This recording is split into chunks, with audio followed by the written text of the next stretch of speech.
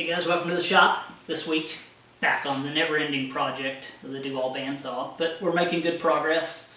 Finish up the center hub on it, which turns out great, you'll see. Press the lip seals in, which my lovely wife Elizabeth does that for me. Get a guest appearance by the crazy Peanut the squirrel. Some of you guys are familiar with Peanut, decided to give us a shop visit. Make a broach bushing, several other things, you'll see. So thanks for watching, guys. Let's get started. So it should be getting pretty close here on this bore. So all that's left on this is finishing this bore to size, which I'm almost there. Cutting the snapper and groove on this side. That's it. Press in our lip seals. You know, this part will be done, thankfully. It's a lot of work in making something like this, as you can imagine. So let's see where we're at. So we should be pretty close here. I can not drop these. Let's see. 1.5 inches is what we want to be, or 1.5 inches plus.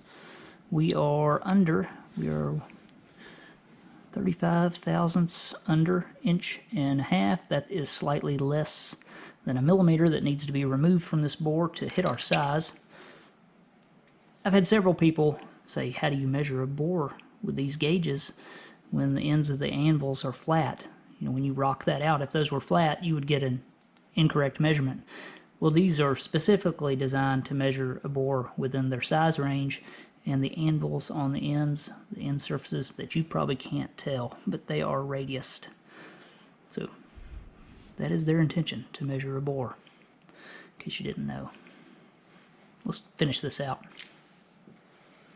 Alright, so for this cut, it's going to be 309 RPM on the spindle, 4 thousandths of an inch per revolution.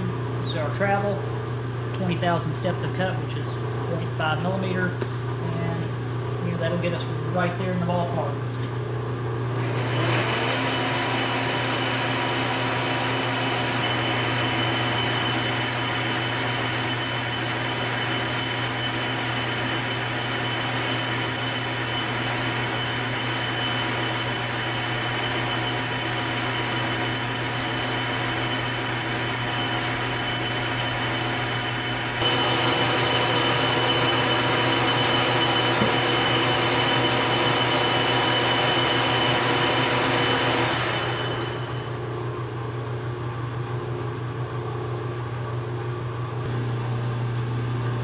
Should be 15 thou.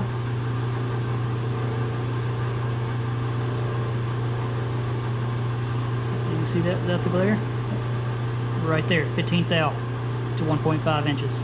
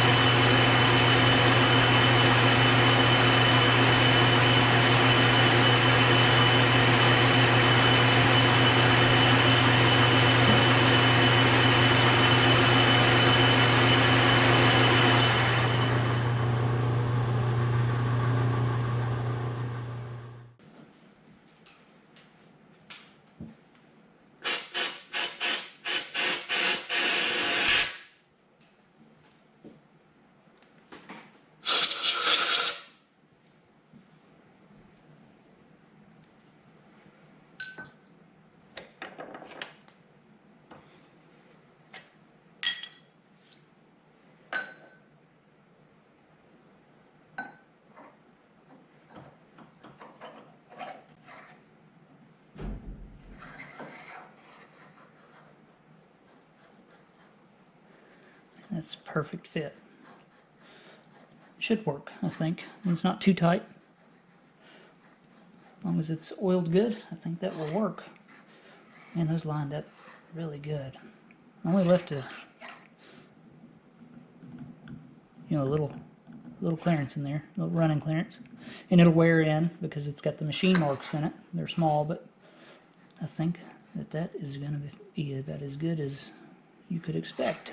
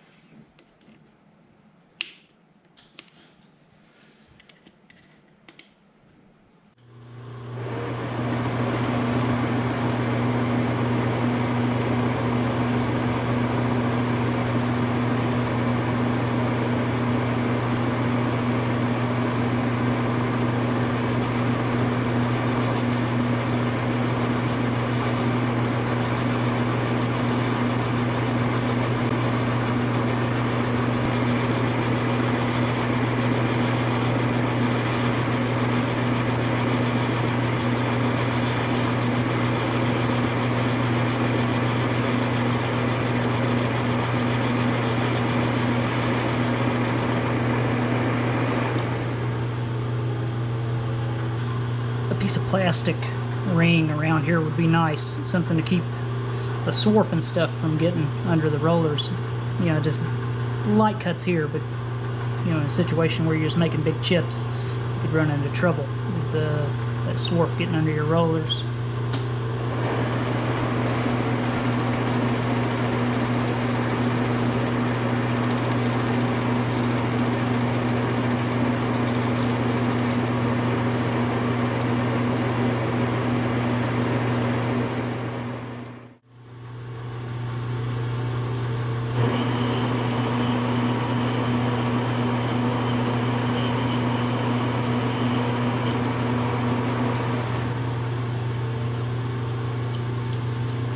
Done, finally.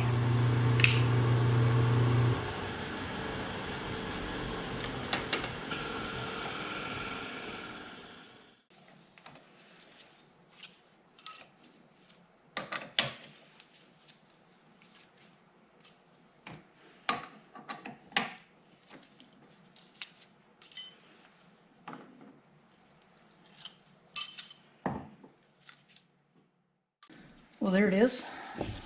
That hub is done. You know, is it perfect? Yes. But shaft here, not so perfect. I'm just kidding, in case you didn't catch that. You know, it's pretty good. I'm happy with the way that it turned out. The fit is really good. The only thing that's left on the shaft here is to tap our ends for our oil delivery. The fit on this is great. Yeah.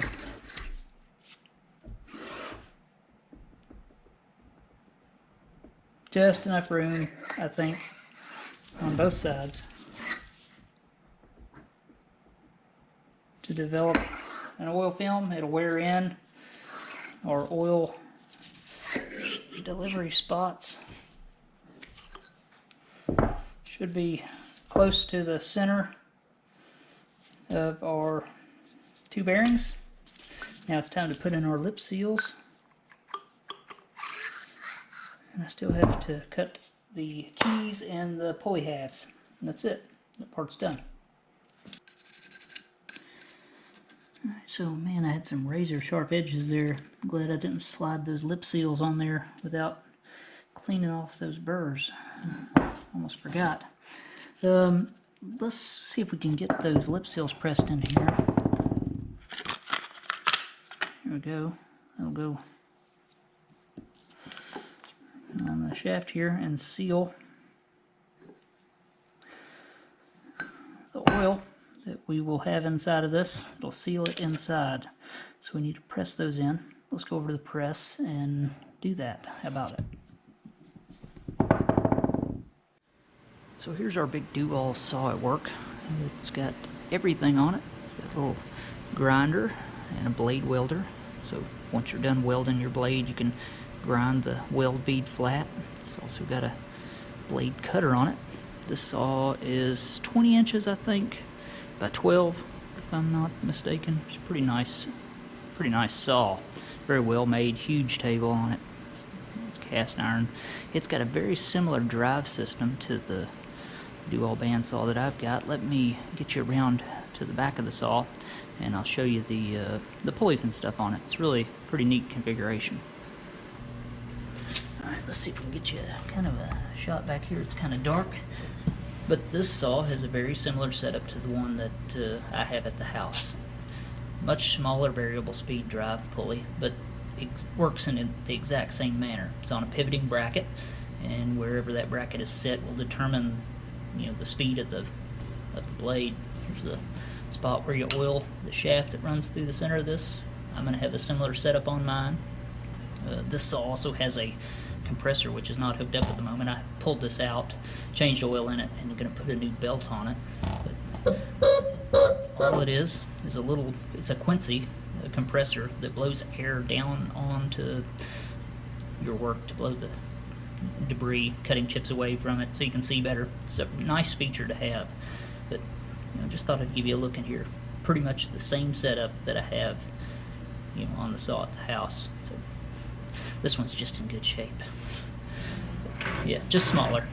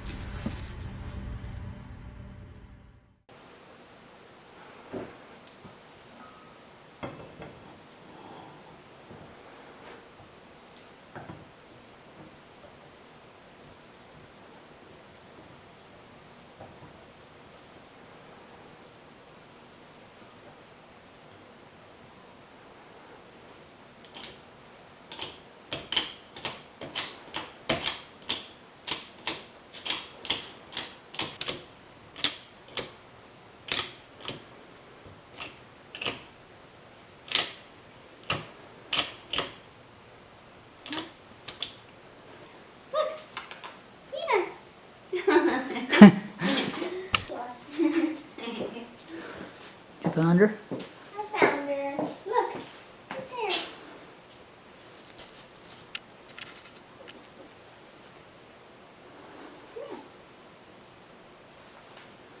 She's a full-size squirrel now that needs to go outside. Come here, Peanut. That's Peanut the squirrel. Come here. Come here.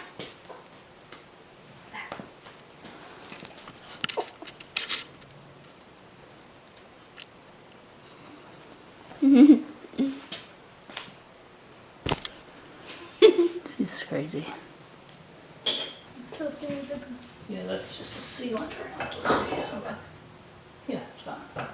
That ain't push anymore. Yeah, it needs to go in even more.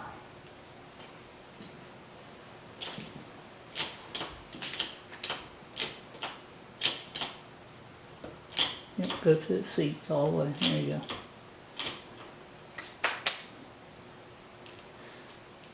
And that's it. Those lip seals are in.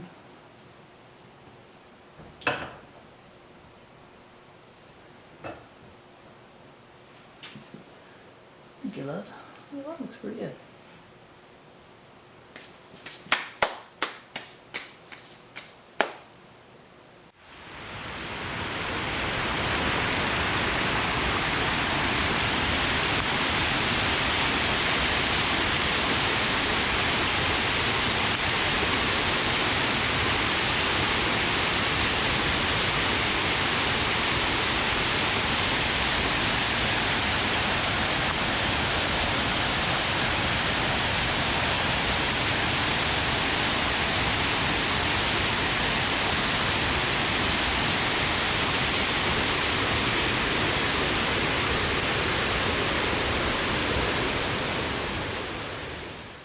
These have a coating on it that kind of seals it in the bore. Just kind of squeezes some of the excess off. There we go. Pretty much done.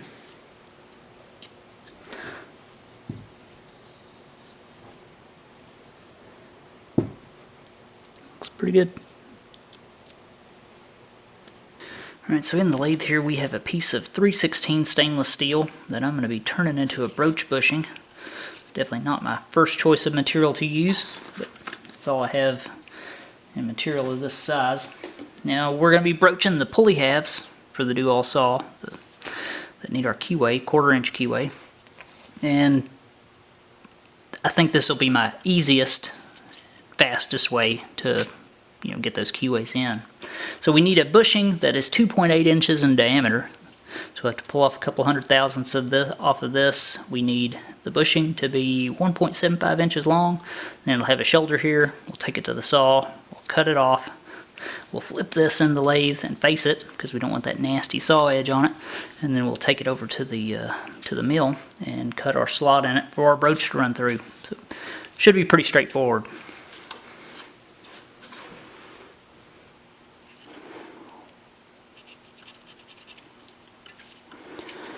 Is that around 45 millimeter?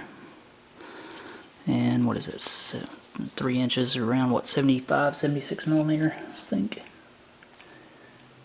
Yeah, right around in there. You get the idea. It's a decent sized piece.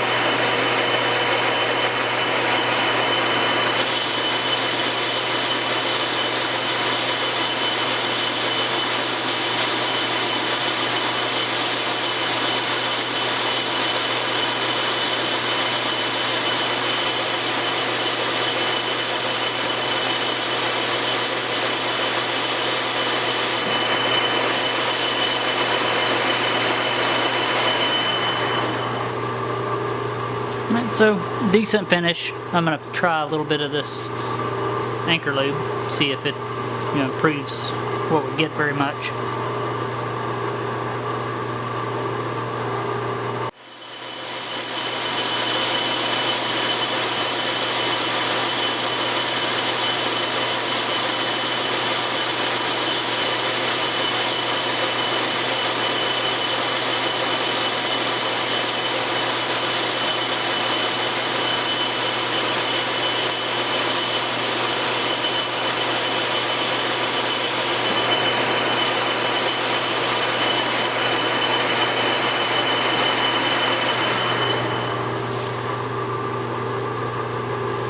A decent finish.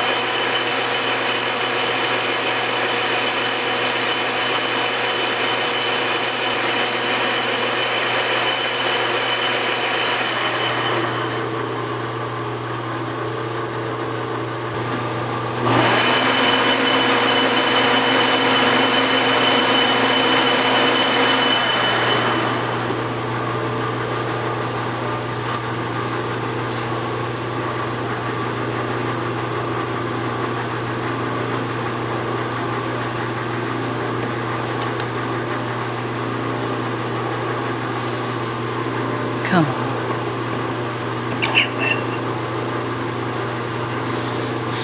I think that'll work.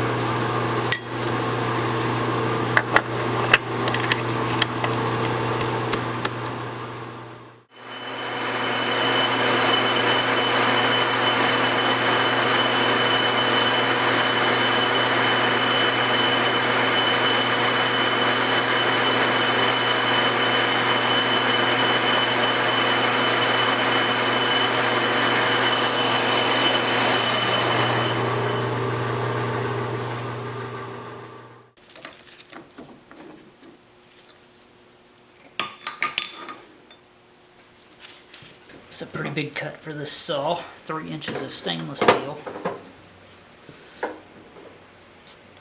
Probably take a while.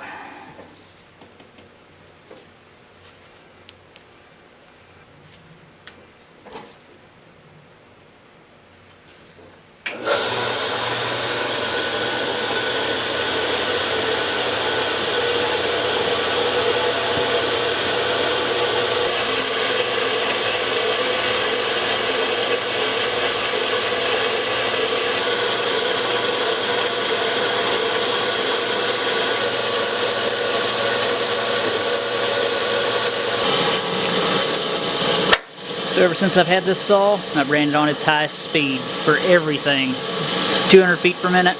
It's just so slow in the other speeds. I guess if you was cutting really hard tool steel or something, you may want to slow it down. But for the majority of stuff, well, for everything I've ever cut, it's always been on C, which is 200 feet per minute according to that label. That's the original belt also, never changed that.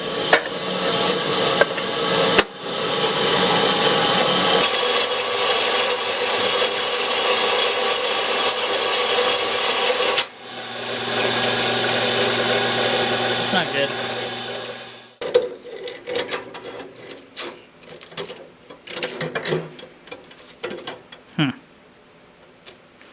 Right at the weld.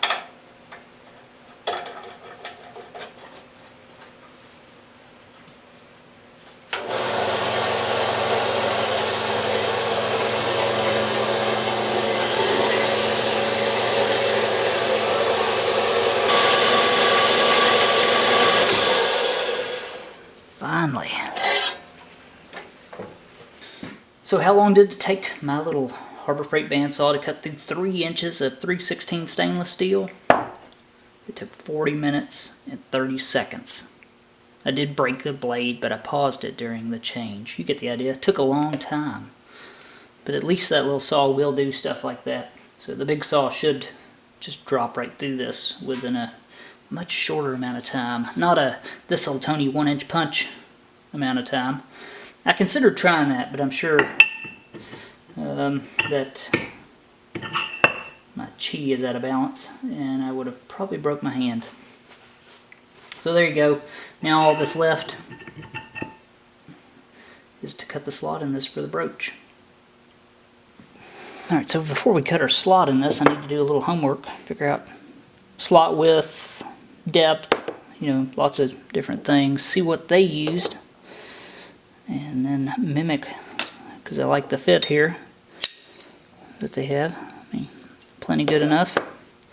So we're going to try to mimic that. We need to measure our brooch plug here and see what size it is so we can get to the center of it. Well, let's measure it with some mics. So we're just using a little stair adjustable parallel in the slot here to get us to be able to measure that slot with a set of mics. And that is an odd size. You would think that'd be 3/8 of an inch, but it's not. It is 380, was that 381? Almost 381 thousandths. What is that in? I bet the brooch is 3/8 of an inch. And it is not. Well, that's odd. 379 thousandths or 9.63 millimeter. Not what I expected. Anyway, we'll have to use a 3/8 end mill for this and step over because I'm sure I don't have a end mill of that width. We need to measure our hub or our brooch plug. I measured this earlier, but I forgot what it is. So on our largest diameter there, we are 2.994, and half of 2.994. Wow, that wind is getting it. 2.994, that'd be 1497.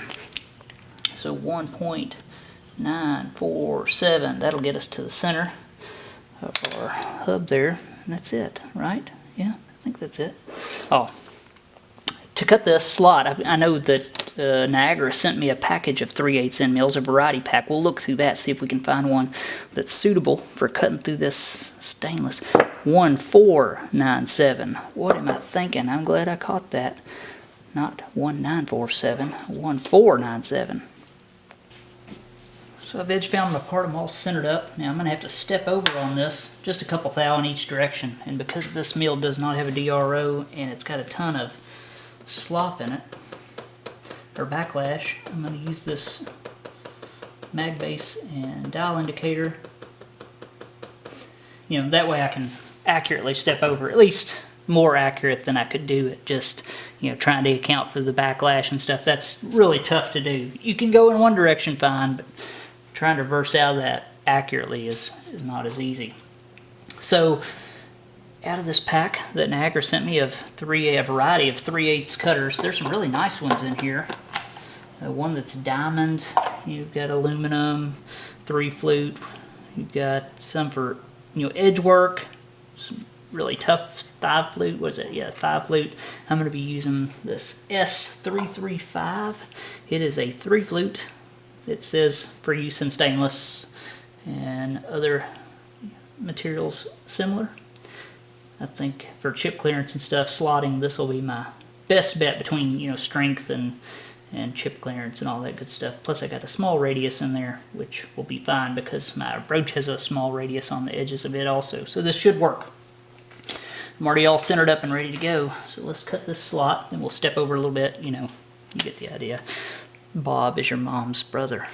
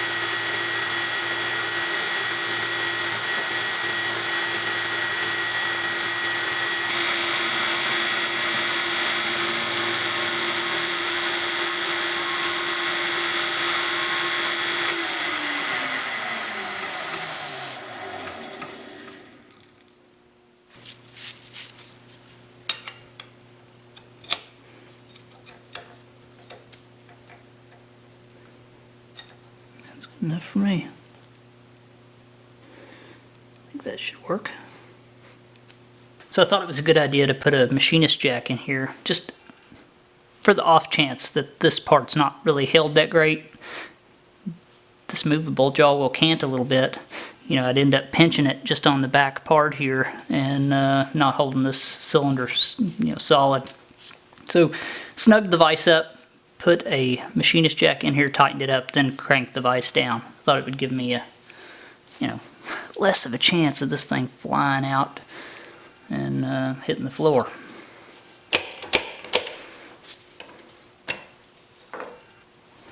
I think it turned out all right.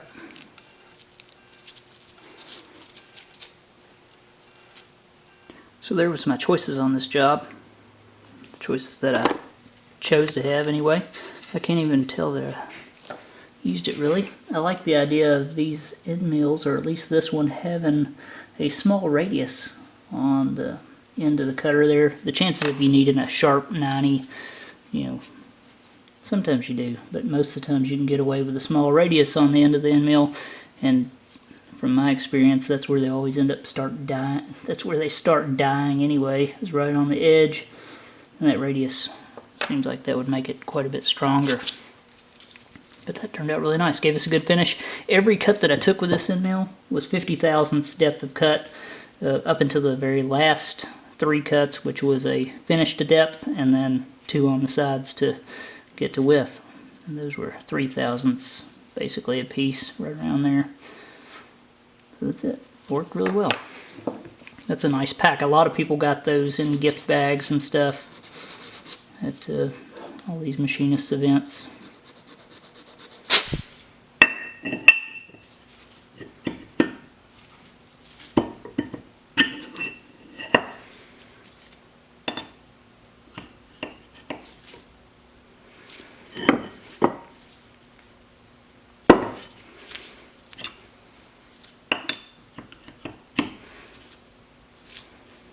Well guys, I was hoping to get these pulley halves, or at least the keyways cut in these, and then get them on this center hub this week, but it's not going to happen. I'm just out of time.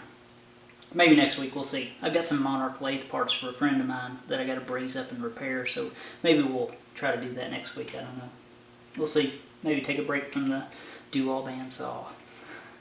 Although I enjoy working on these parts, but there's still so much to do on that saw, it's crazy. Our center hub turned out really nice. Man, that thing should be bulletproof. As long as you keep oil in this thing and the seal's good. This thing has 5 inches of bearing bronze running on this piece of Aquamet 22. And that should last a very long time if cared for at all. So we still got to tap the ends, you know, which shouldn't be a big deal. I hope, you know, broach our keyways, and then this, clean up the pivot, and then this thing is done. So we'll see. Still a lot to do for sure. Just passed 30,000 subscribers, which for me is a big deal. And I really appreciate all you guys that have chose to subscribe to the channel. If you haven't, you can do that by clicking on my little guy that pops up. Send me an email if you need anything. Thanks to my viewers, patrons, and subscribers. Appreciate it. So, thanks for watching, guys, and I'll see you next time.